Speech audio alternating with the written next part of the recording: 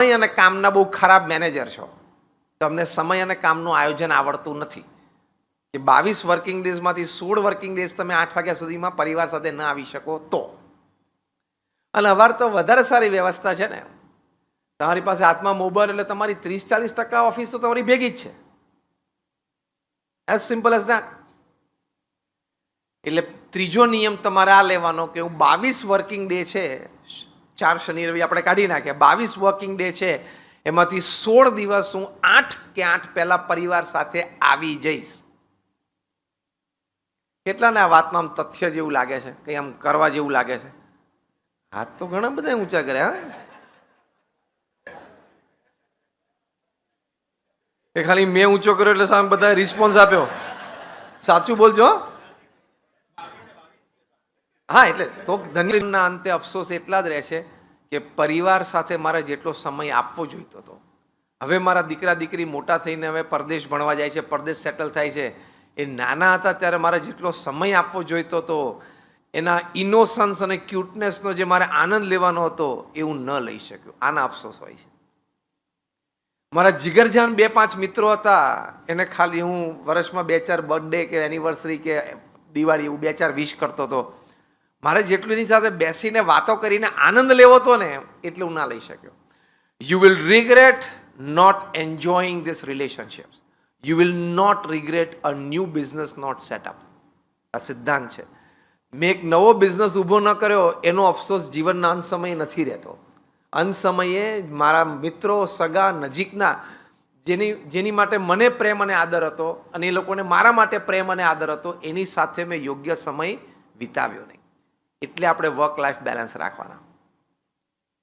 એટલે 11 વાગ્યા સુધી ને 12 વાગ્યા સુધી ફોન ચાલુ રાખવાની જરૂર. આમ નથી બોલતા બોલતા તો વજન પડી ગયું નહીં?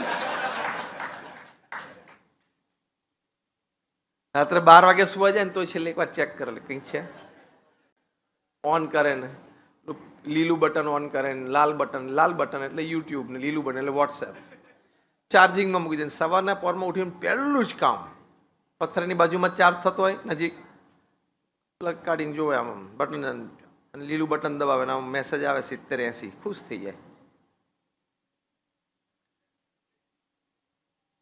રાત્રે 11 ને 12 વાગ્યા સુધી તમે મોબાઈલ ચાલુ રાખો છો, મૂર્ખામી છે. ધીસ ગેજેટ ઇઝ, આ રમકડું છે ને એ આપણી સેવા માટે બનેલું છે, આપણે એના નોકર નથી. અને 10 વાગે મૂકી દેવાનો બાજુ પર. ચેક તો કરો 2-4 દિવસ કે કોઈ અગત્યના ફોન નરેન્દ્રભાઈના કે મુકેશભાઈના આવે છે કે નહીં, તમારી પર ચેક કરો. તમે જે આ નામમાં જે સમજ્યા હોય. 10 વાગ્યા પછી કેટલા અગત્યના ફોન છે, ઇમરજન્સી, અને કદાચ કોઈ આવ્યું તો એ કામ કાલ સવારે થઈ શકે છે એવું હોય, તાત્કાલિક કરવું પડે એવું ના હોય, એવું કેટલું છે. આજે રાત્રે 10 વાગ્યાથી તમે ચેક તો કરો. તમે માની બેઠા છો કે મારે 11:30 ફોન ઉપાડવો પડે, ચાલુ રાખવો પડે, 11:45 કોકનો ફોન આવે તો. એ તું માની બેઠો છું, કોઈનો નથી આવતો. તે તારી જાતને અગત્યતા આપી દીધી છે. 12 વાગ્યા સુધી ફોન ચાલુ રાખવાની કઈ જરૂર નથી. તમને એમ ક્યારે પીએમઓ માંથી કદાચ ફોન આવે અને અગત્યની કઈ વાત હોય ને હું આ માહિતી મારી પાસે હોય ને પીએમઓ ને ખબર પડે ને મને તાત્કાલિક જેપીસી જોઈન્ટ પાર્લામેન્ટરી કમિટીમાં મેમ્બરશિપ માટે બોલાવે અને 12 વાગે પ્રધાનમંત્રી કાર્યાલયમાંથી ફોન આવે હું ના ઉપાડી શકું તો દેશના નાગરિક તરીકે મારી દેશની અસેવા થઈ જાય એવું માને છે તું? તારા જેવા એની પાસે 140 કરોડ છે, ખબર? જેમને બોલાવવાના હોય છે એને બોલાવી લે છે. પીએમઓ માંથી, પીએમઓ દ્વારા, ઈડી દ્વારા, સીબીઆઈ દ્વારા, જેને બોલાવવાના હોય બધાને બોલાવી લે ટાઈમે. તું સુઈ જા 10-11 વાગે, તારે કાલ સવારે 8 વાગે દુકાન ખોલવાની. રાત્રે 8 વાગ્યા પછી કે 8:30 વાગ્યા તમે ઘરે આવો, શાવર લો, 8:30 તૈયાર થઈ જાઓ ફેમિલી સાથે. રાત્રે તમારો 8 થી 10, 10:30 નો સમય ફેમિલી માટે જ છે. તમે કેટલા માનો છો કે રાત્રે 8 થી 10 નો મારો સમય, એ સમય ઉપર મારા પરિવારનો હક છે? Rays your hands. આમ ઊંચા હાથ રાખો ને, બરોબર આમ જોવું, સ્કેન કરવું, આમ તો સ્કેન કરવું પડે ને આમ બરોબર. બધા તમે માનો છો કે મારા જીવનમાં રોજ રાત્રે 8 થી 10 નો સમય, પછી એમાં સાથે ભોજન લેવું આવી ગયું, સાથે બેઠા વાતોચીતો, કદાચ કોઈ એક સારો ટીવી પ્રોગ્રામ તમે ફેમિલી સાથે જોયો. ટૂંકમાં રાત્રે 8 થી 10, 10:30 સુધીનો સમય એ મારો સમય નથી, મારા પરિવારનો હક છે, મારા બાળકોનો હક છે, કદાચ કોઈ હોય તો મારા પૌત્ર નાના હોય તો એનો હક છે. તમે જીવનમાં ખૂબ આનંદ લઈ શકશો. અને હું પ્રોફેશનલ્સને વાત કરું ત્યારે એક વાત કરું છું, તમે મરો ત્યારે તમારા બેંક એકાઉન્ટમાં જેટલા પૈસા હોય ને એટલું એક્સ્ટ્રા કામ તમે કર્યું જે કરવાની જરૂર નહોતી, પણ કદાચ ફાઇનાન્શિયલ સિક્યુરિટી માટે તમે કર્યું, તો તમે જાવ એ પહેલા એનો કંઈક સદુપયોગ કરી નાખવાનો હતો. આ બધા વિચારો સાથે તમે વર્ક લાઈફ બેલેન્સ જીવી શકો. હું જે સંસ્થામાંથી આવું છું, BAPS સ્વામિનારાયણ સંસ્થા, પ્રમુખ સ્વામી મહારાજ, જેનું નામ તમે કદાચ બધાએ સાંભળ્યું હશે. દીકરી 18, 20, 22 વર્ષના થાય ત્યાં સુધી તો મા બાપ આમ 3-4 વખત, 5-10 વખત આમ હાથ પછાડી બોલે કે આના કરતા તો તું બોલતા નહીં, પણ તમે મનમાં બોલી લેજો જે તમે એકચ્યુઅલી બોલ્યા તો છો જ.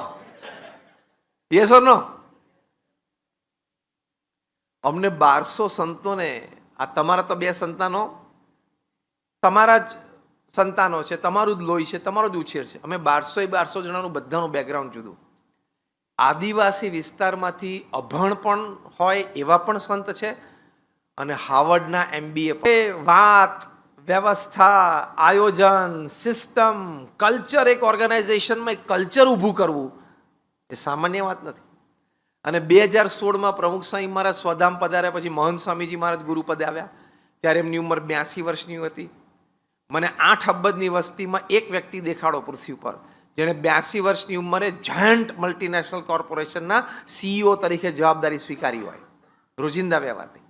મહંત સ્વામી મહારાજની ઉંમર અત્યારે 91 વર્ષની છે. પ્રમુખ સ્વામી મહારાજ સવારે 6:40 વોકિંગમાં આવી શકતા હોય, અને વોકિંગ પતાવીને 7:10 અડધો કલાકનું વોકિંગ પતે પછી 20 મિનિટ ફ્રેશ થઈ જાય, નહીં ધોઈ લે, અને 7:30 વાગે એમની પ્રાતઃ પૂજા માટે આવી જાય. ત્યારે 5,000, 7,000, 10,000 માણસ એમના દર્શન માટે આવી ગયા હોય. એ 7:30 પૂજા દર્શન પણ એમણે 45 વર્ષ સુધી મેન્ટેન કર્યું. આ કક્ષાના માણસો એક સિસ્ટમ ઊભી કરે છે લાઈફમાં. મારે ખાલી એ કહેવું છે, બારાક ઓબામા યા પ્રમુખ સ્વામી મહારાજ જેવી વ્યક્તિ એના જીવનમાં એક સિસ્ટમ ઊભી કરે છે, કલ્ચર ઊભું કરે છે ફેમિલીમાં, તો એ મેન્ટેન કરી શકે છે. તો તારે એક દુકાનમાં છે ને 11 વાગે, તારે એક દુકાન જે ચલાવવાની છે એમાં છે ને તારે 11 વાગે છે રોજ, આવડતું જ નથી કામ કરતા. 2 દુકાન છે ને તારે છે ને રાતે 10 વાગે છે, કામ કરતા જ નથી આવડતું તને.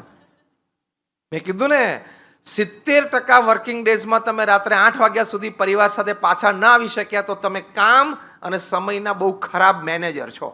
તમારે પહેલું એ શીખવાનું છે, how to manage your time, how to manage your work. As simple as that. આયોજન અને વ્યવસ્થા થઈ શકે છે. શરૂઆત ક્યાંથી થાય? નિર્ણયથી. અને નિર્ણય પછી તમે એક સિસ્ટમ ઊભી કરો તો થઈ શકે. એટલે આ કાર્ય સંબંધી પહેલા ડિસિપ્લિન, સમય, ગમે તેટલું અમાઉન્ટ ઓફ વર્ક કરો તો મેન્ટેન કરી શકો, પહેલી વાત. બીજી વાત, વર્ક લાઈફ બેલેન્સ કરવા માટે કામમાં નીતિમત્તા અને પ્રામાણિકતા ચોક્કસ રાખજો. નીતિમત્તા અને પ્રામાણિકતા જો તમે ક્યાંક ચૂકી ગયા તો પ્રશ્ન આવશે ને આવશે જ. ચેન્નઈમાં હમણાં એક પાણીપુરીવાળાને ઓનલાઈન પેમેન્ટ તો હવે થાય જ છે, UPI છે, એટલે એને 35 લાખની પાણીપુરી વેચી તો એને પણ GSTની નોટિસ આવી ગઈ, પાણીપુરીવાળાને પણ. એટલે સરકાર બહુ સતેજ છે, શક્તિશાળી છે, અને હોવી જ જોઈએ તો જ દેશ ચાલે. એટલે નીતિમત્તા અને પ્રામાણિકતા રાખવાની, એ રીતે ગૌરવ લેવાનું કે આ દેશમાં રહીને હું મોટો થયો, આ દેશની માટી ખાઈને હું મોટો થયો, આ દેશમાં રહીને મેં જે કંઈ સ્કૂલ કોલેજ ભણ્યો, આ દેશમાં રહીને મેં નોકરી ધંધો કરીને મારા પરિવાર અને સ્વજનોને સુખી કર્યા, તો આ દેશની સરકાર અને આ દેશના વ્યવસ્થાને મારે માન આપવું, વફાદાર રહેવું, પ્રામાણિક રહેવું, એ નાગરિક તરીકે આપણી નૈતિક જવાબદારીમાં આવે છે.